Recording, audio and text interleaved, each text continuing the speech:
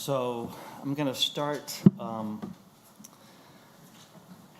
this morning asking some, not trivia questions, but maybe some geographical questions. If you would have wanted to go, let's say you would have been alive at 30 AD, the time when Jesus was ministering, where would you have gone? Let's say you say, I really want to go and meet this Jesus guy. Where would you probably have gone? What town? Capernaum. Maybe Jerusalem if he was there. He was there a few times, but his main headquarters were in Capernaum. And this particular building here is the synagogue in Capernaum. It is not the actual synagogue that Jesus lived in. But it was the foundation of the synagogue is below this one. In fact, you can see the line there of the earlier colors foundation. But it probably looks similar. But the one that Jesus would have attended was destroyed. And then they built this one on top, probably about 100 years after Christ. Interestingly enough, maybe from here down to the ball field is where Peter's house was. And so they hung out together a lot at Peter's house. So between the synagogue and Peter's house, this is where Jesus would have spent a lot of time. And Jesus spent a lot of time relating to people. The book of John, and what we're going to do this morning is do a fast flyover of the book of John. I'm a big picture person, and if you understand what was John doing when he wrote his book, why is he writing this way, it really helps you to get some of the details. So I'd like for you to turn to John chapter 1, verse 12. And one of the things that John does in his writing, he did not write one of the synoptics. The three synoptic gospels, Matthew, Mark, and Luke, were written early. Mark was probably the first gospel they had, and it's really Peter's story. And John wrote his gospel as an old man, an old pastor, probably living in Ephesus. And he probably had read the other accounts.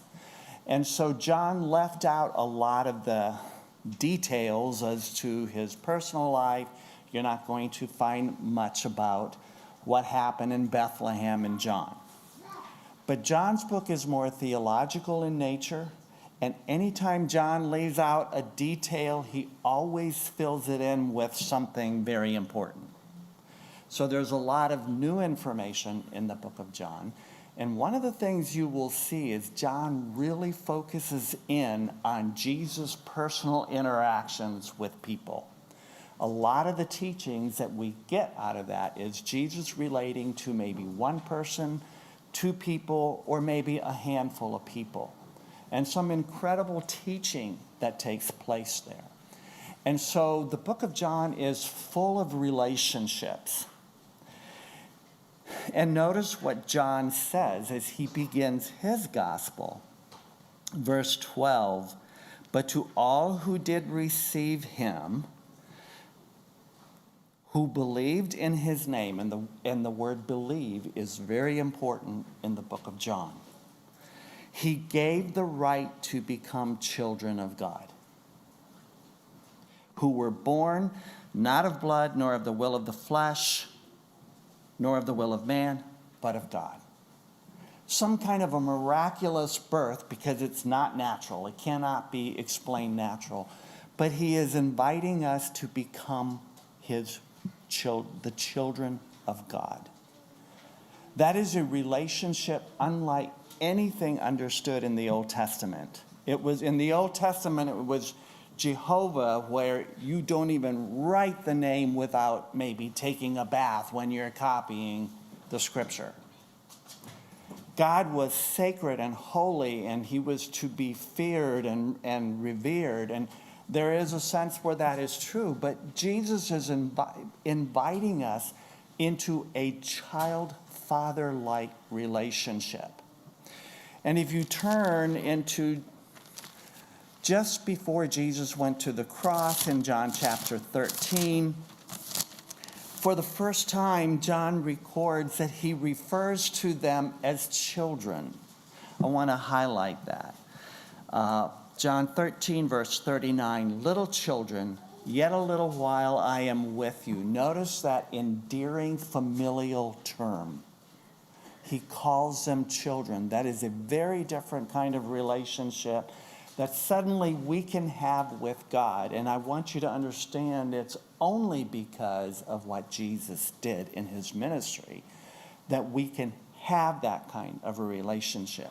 And then Jesus goes on to talk about some more relationship stuff. In relationships, we love. We treat each other with respect. And notice he said, where I am going, you cannot come, down to 34. A new commandment I give to you, that you love one another just as I have loved you. And he even says something that we're all a little squeamish about, because we know we don't do well in this. By this will people know that you're a disciple of mine, if you're a loving person. If relationships are important to you, it's in relationship that love begins to be fleshed out. And Jesus just made it very cut and dry. He said, people are going to see how you relate to each other. And that's either going to repel them, I want out of here, I want nothing to do with that, or it's going to attract them. You ever heard people say, if that's what a Christian is like, I don't want to be one? I've heard it. I heard people say that. And they had legitimate reason for saying it. And so there's a lot that we can learn about relationships in the book of John as we quickly do a flyover into this. We're going to look real quick at about 7 different relationships. I'm not going to spend a lot of time on each one, but just give you just a little picture. What was Jesus trying to teach, and what can I learn from that? And what maybe should I be looking for somebody that I can teach that to as well? So the first one, and I love this, John 1:35 to 51, where John records the first encounters with the disciples. It's a little different from the others, but they were walking down the road. I'm just going to tell the story rather than reading it.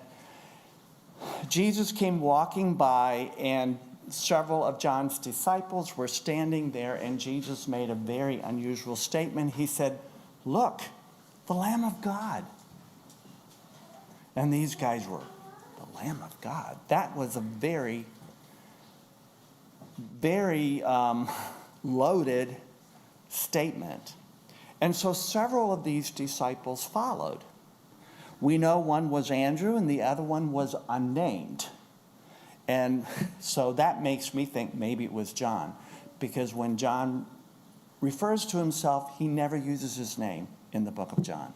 So maybe it was John. We don't know that. But 2 disciples went, and they said, they started following Jesus, and I don't know what you would say if you would meet an important person today, but you probably wouldn't say what they did, because they probably didn't know what. They're saying, where are you staying? It's like, that's none of your business. You would think, but I don't know if they said that because they didn't know what to say, but they said, where are you staying? And here was this important man who stopped and said, come and see. I love that invitation. It was 4:00 in the afternoon, and they hung out with where Jesus was staying the rest of the day. And they were convinced, we want to follow this guy. love to be able to have sat in on that conversation that took place as they talked. The next day, Jesus invited Philip, and Philip goes to his friend and says, and they begin to do what happens if you're excited, you begin to invite others. And Nathaniel, which is likely Bartholomew, he was like, this guy's from Nazareth. What are you talking about? That's worse than West Virginia. and he was like, well, come and see. You've got to see. And I wish we could. I think what we see here is a beautiful thing. What are you looking for? And Peter said, or Jesus says, come and see.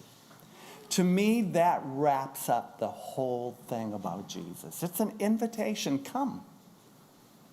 Hang out. Come see. And once we experience that, you start interacting with your neighbors. What are you going to say? Same thing, what Philip said. Come and see. If you really understand what relationship with God is. The second one is Nicodemus, chapter 3. Chapter 2, we have a miracle. But here we have now, so I would like to say that that first group of people, they were seekers. We have many opportunities today to meet seekers. And hopefully we are a bit of a seeker. If we're not going to find much. But when we meet seekers, the word should always be come and see. So here was now an intellectual. Nicodemus was a leader. He was part of the Sanhedrin. He had studied under the rabbis. This guy knew his theology. He was a good guy. But the thing that really, the key phrase from Nicodemus was, how can these things be? He says, we've seen the miracles that you did. Jesus had just turned water into wine. We've seen the miracles. It's not logical what you're doing. And then Jesus says, you have to be born again. And Nicodemus' mind went poof, He was a logical man. It's like, I don't know what you're talking about. This is unbelievable. But a relationship with God, if you're going to have a real relationship with God, you have to learn to believe the unbelievable. And believe in that conversation, Jesus kept bringing up, you've got to believe. You've got to believe. You have to believe something that in your logic makes no sense. But our favorite verse, John 3:16, what does it say? Who are the people that become saved in the end? The ones who believe. So Jesus is trying to hammer this home with a very intellectual guy. I don't know, it's still a mystery. Did he walk out of there a believer or not? It may have been a journey, and often for intellectual people it is a journey. But eventually, he was convinced, and Nicodemus believed. Jesus' words to him were, come to the light. Turn yourself to where the light is shining. Come to the light and believe. That was an interaction that John spent almost a whole chapter. And, so the unbelievable, just think about this, guys. To help Nicodemus understand this unbelievable thing, Jesus had just turned water to wine. Can he take an old heart of stone and make that heart into a heart of flesh, as the Old Testament prophesied? Can he do that? That's a miracle. It's like turning water to wine. And he can do that. But you have to believe. It's not something that you can go to the lab and demonstrate. because it's not a scientific idea. Labs are great, but some stuff is beyond science, and we just have to understand that. So here is a house. This is what a first century house would have looked like over in Israel. And as I look at those houses, I would love to have gone to one of those houses and just had a conversation. But John is helping us by what he is giving us here in his gospel. This is what the conversations would have been like, because he is recording these conversations for us. Inside, it would have looked a little bit like that. The third one is a woman at the well. And I was talking about this to some students this past week, and I said, the woman at the well is not the kind of lady you would have wanted your brother to hang out with. She was not a good lady. But she was a seeker, looking for affirmation in all the wrong places. That's what she really was. She was looking for a relationship in all the wrong places, and Jesus knew that. And he decided, I'm going to spend time with this lady. And John records the conversation. And what they found out, she discovered quickly he knew everything about her. There was nothing he knew all about the different men she had been with, and the one that you're with now is not your husband. And it's like, can't hide anything from this guy. But despite knowing that, most of us, if we'd have known that information, we would have said, oh, and we would have grabbed our stuff and we'd have been out of there. We wouldn't want to hang around that kind of a lady. If we'd see her coming down the sidewalk, we'd make sure we're on the other side of the street. But Jesus said, no, I'm going to spend time with her. And he offered her what? You know the story. Living water. Living water. Did she deserve it? No. He was trying to teach her and us. She deserved nothing. And what did God give her? Everything. And you know, guys, that is how God described himself in the Old Testament. That's the kind of God I am. When you have a right to expect nothing, I will give you everything. How many of you love to, when somebody gives you a free handout? Few of us. Let's be honest. How many of you, it's a little bit hard to take something for free? Any of you there? I'm there.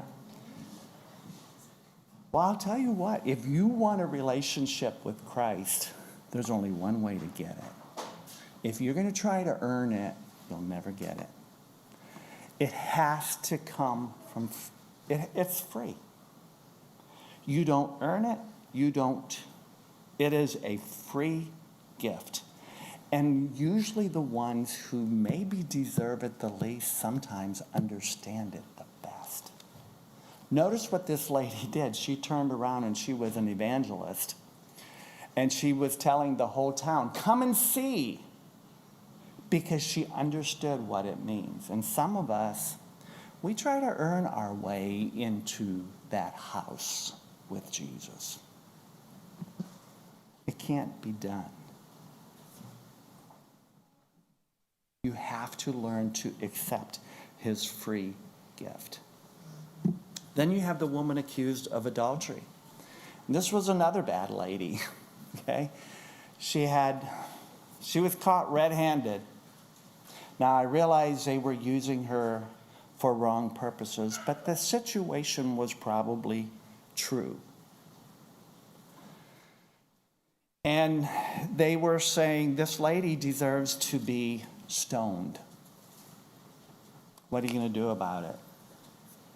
And Jesus basically said, you're right. She deserves to be stoned. That's what she deserves. But he made it very clear, and it's still a mystery how he did it. We'd love to know a little more detail there. But he made it very clear, the person who throws the first stone is the one who is not sinful himself. Is that a lesson on judging each other? And you know, if you go back to his conversation with Nicodemus, Jesus said, I did not come to judge. In fact, Jesus redefined sin, if you look at it, that conversation. If I would ask you, what is sin? I mean, we could fill the room up with sins, right? Jesus said there's really basically one sin. And that is not believing on the one who can set you free from every sin. And so Jesus says, I don't need to judge you. You will judge yourself. Because as the judge, he paid the penalty. So we're free if we're willing to accept it. So we end up judging ourselves. So Jesus tells this lady, I don't judge you either. I'm going to set you free.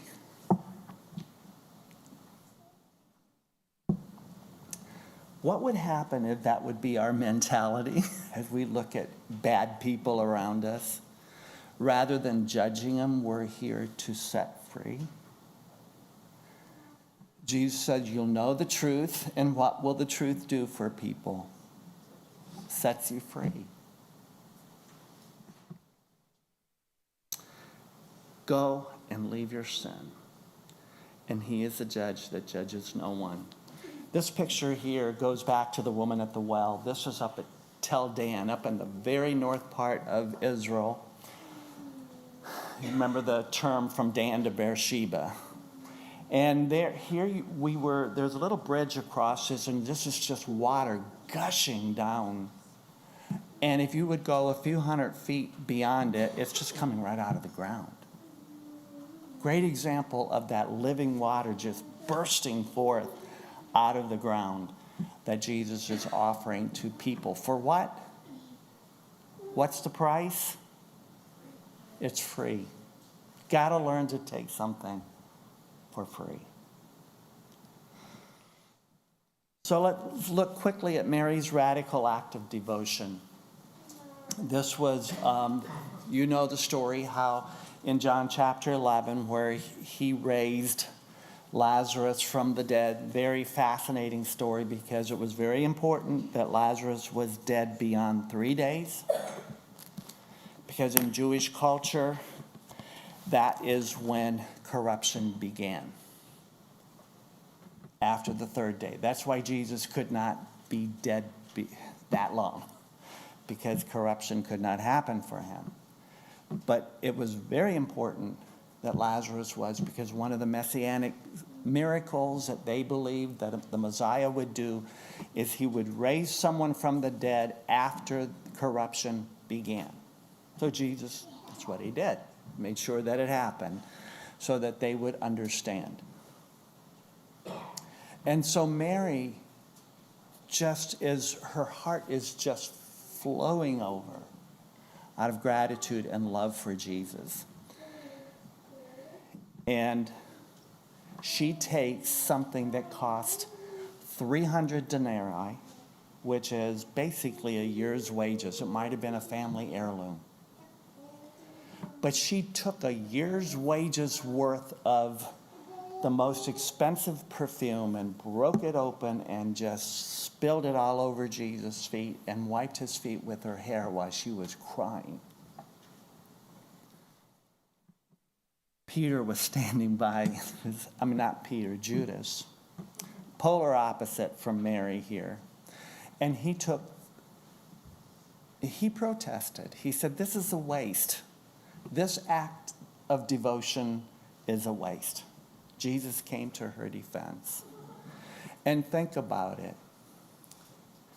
Judas' 30 pieces that he uses later in betraying Jesus, Mary took 30 times that, 300, in her active devotion to Jesus. Sometimes we are the Marys. Sometimes we are the Judas in the room.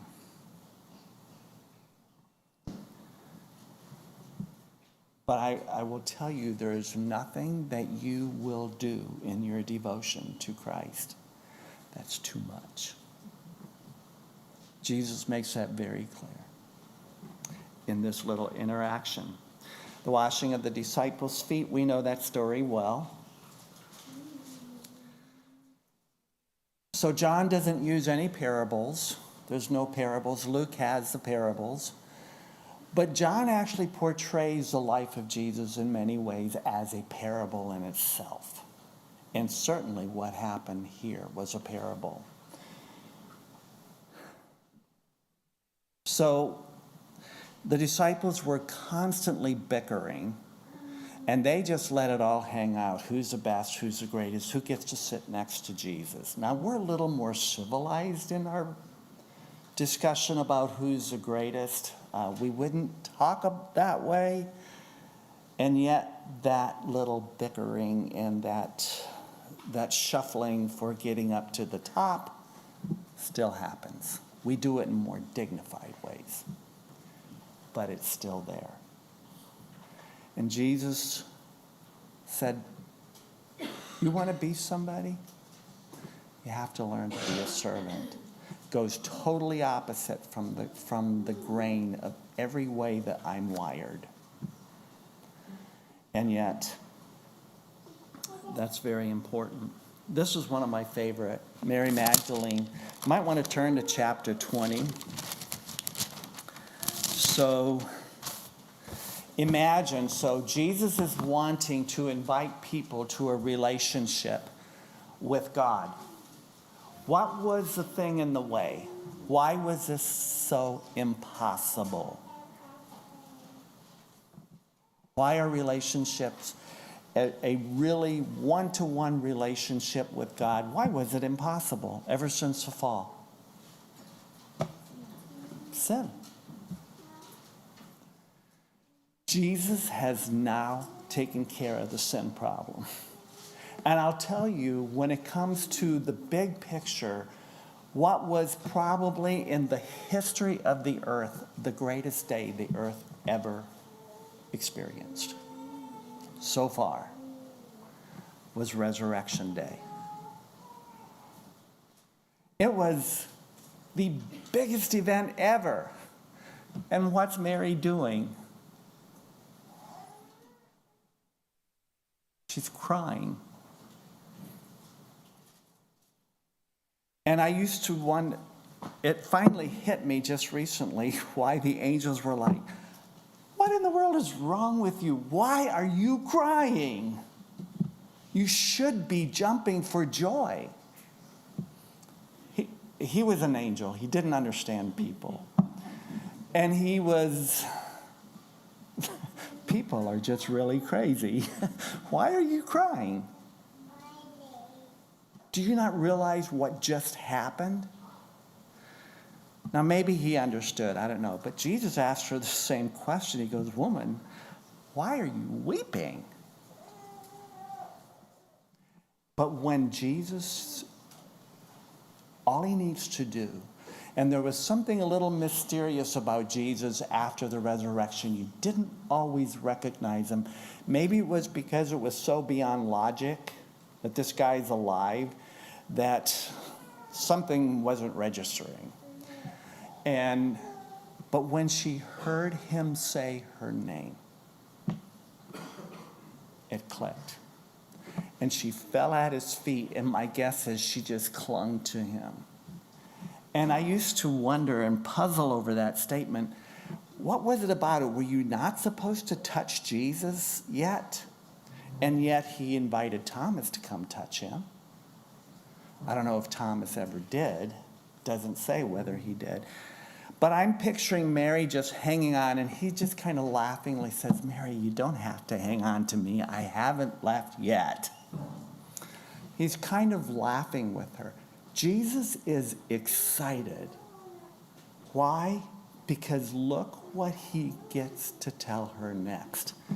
He says, for the first time, he says, and notice he repeats it to make sure she gets it. I am going to my Father and, say it, your Father. My God and, you understand what just happened? When sin was taken care of, suddenly the door is wide open for a relationship with God. And Jesus, for the first time, introduced her to her Father. It was an amazing moment that just took place there. And do we know him? And the last one here, it's time we finish this up. Peter at the second catch of fish. And sometimes we get hung up in the 3 times that Jesus asked Peter, do you love me? And there may be a connection to his denial. I don't know, but I have the Bible would indicate that they had actually had a personal meeting before this. And my guess is that's the first thing Peter needed to take care of. So that was probably already taken care of. But notice the sequence as you follow down through here in chapter 21. He ends up both times, feed my sheep. But then he comes and he tells the last thing. What's the last thing, guys? You can see it there in your Bible. What's the last thing that is John records in that initial conversation before they got on the topic of John? He says,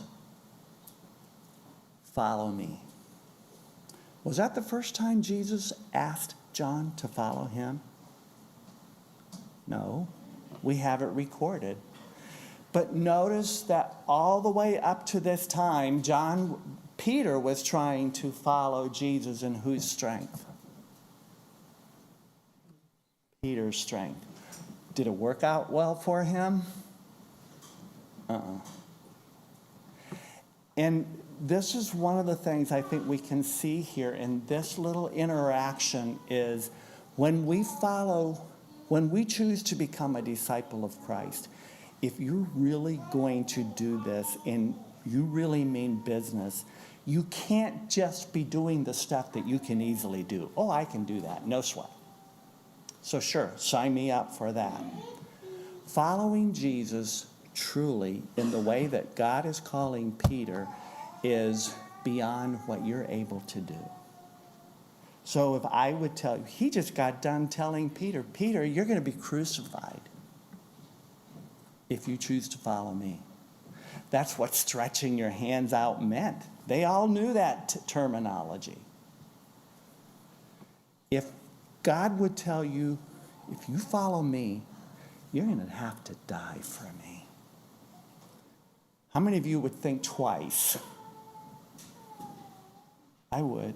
I'm like, seriously?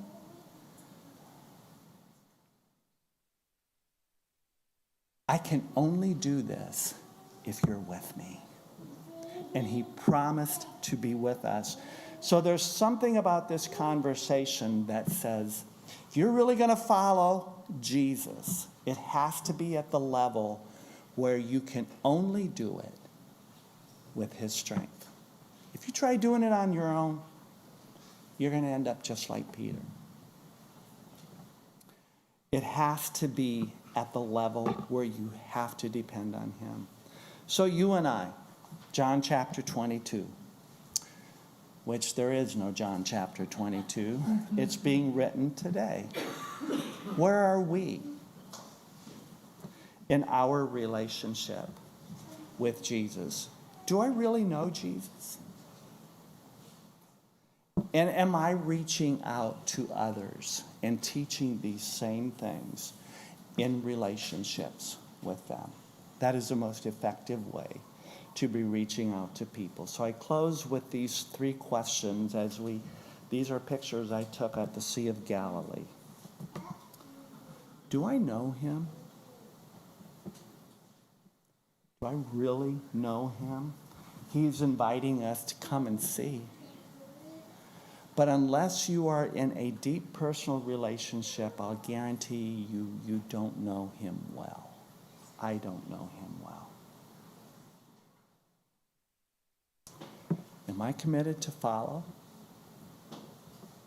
This is sitting right on the banks of Capernaum. What if it means some really nasty stuff? That's what people around the world today are having to answer. That's why they think twice, can I really go through with this? Because it's going to cost me. And am I inviting others to come and see? Is my life such a life that people have any interest in following me to come and find more out about Jesus? And I'll close with that question.